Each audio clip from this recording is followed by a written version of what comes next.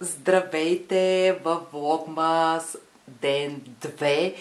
Искам да ви кажа, че благодаря на всички 20 абоната, които имам в YouTube. Мале, това просто не знам как се случи пред толкова скучен и тъп влог.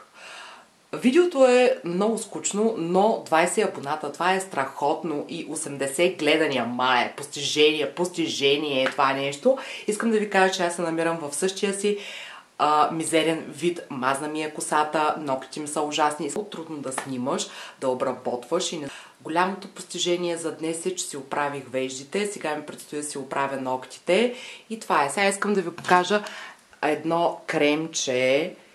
Ето това, чакайте, на Балея. Това е мое любимо кремче за ръце.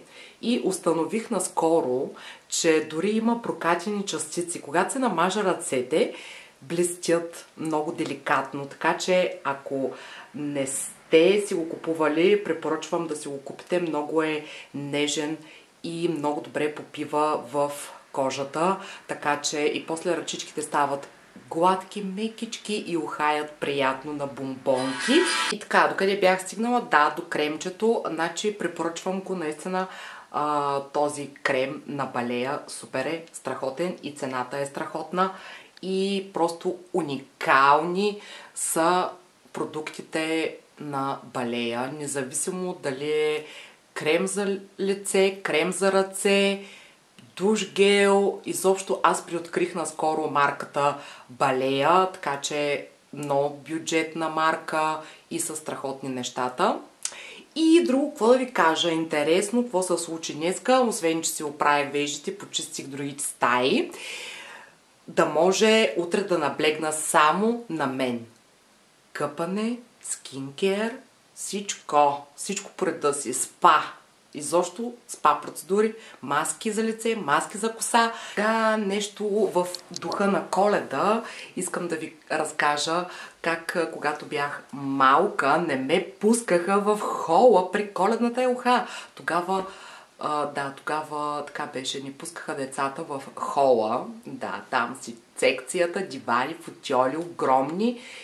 Секцията наредена с кристалните чаши, сервизите и простотиите, книги и така. И елхите тогава бяха естествени, не като сега изкуствени елхи, и играчките бяха стъклени.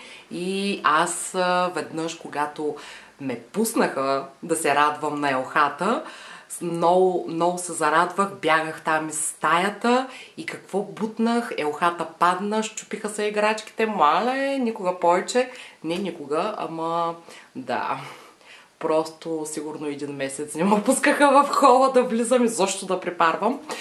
Просто стоях до вратата и се надях някой да ме пусне там да прекарам време. Да, и между другото, там също се намираше и телевизора. Да, телевизора в хола. Просто нямаше другаде телевизор. И така беше едно време. И сега, като за финал, искам да ви покажа мъжът ми, подаръка ми за Коледа. Ето тази тоалетка. Страхотна е. От магазин Mio-Max. Нещо е такова. Не знам точно как се произнася. Страхотна е. Искам да ви кажа, че синът ми я сглоби. Той е само на 14 години. И ми харесва, че тук се натиска и светва. Уникална е. Аз много ми харесва. Между другото, бях си харесала една друга тоалетка с квадратно огледало и на нея имаше лампички, нали, отделни, които се завъртаха. И така, хора, с това завършвам. Няма нищо друго интересно какво да ви кажа, какво да ви покажа. Тепърва се надявам да има интересни видеа, така че благодаря още веднъж на всички 20 абоната. Аз съм много очудена как 20 абоната, мале, направо не мога да повярвам, честно. Тъй, че сега ви приканвам пак, абонирайте се за моя скучен канал YouTube и да продължаваме с скучните тъпи видеа. Чао, целувки!